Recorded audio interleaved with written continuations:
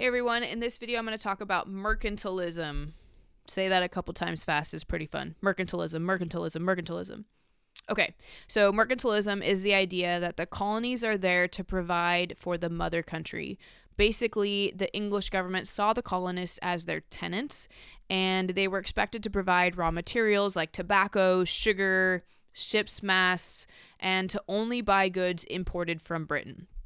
In order to enforce this idea, England passed a series of navigation acts.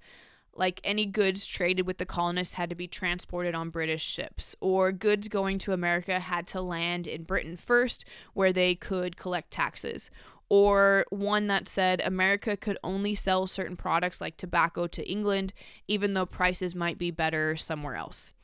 This sounds really bad, and if it was enforced, the colonists would have probably hated it much more than they did, but it wasn't enforced early on. It's not until later that they do try to enforce these things. But there were some good things about it. The colonists always had a place to sell their goods, and sometimes they had a monopoly, like with tobacco, for example. Their ships were also protected by the greatest navy in the world because they were bringing goods to England, or England was shipping things to them. So if the colonists are trading things with them, their ships were protected.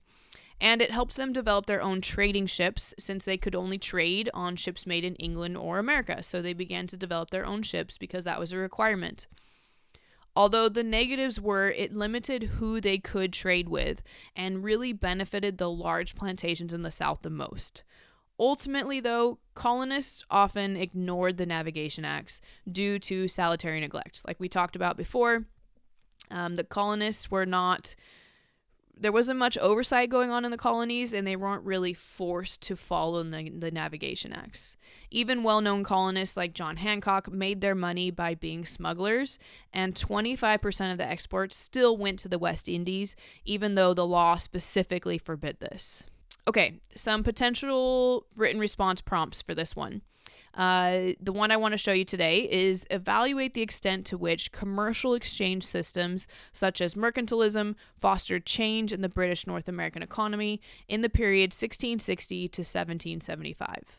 Think about how you would answer that, and then check out the potential responses in the description below. Hope you're having a wonderful time studying. See you next time, or see you in class.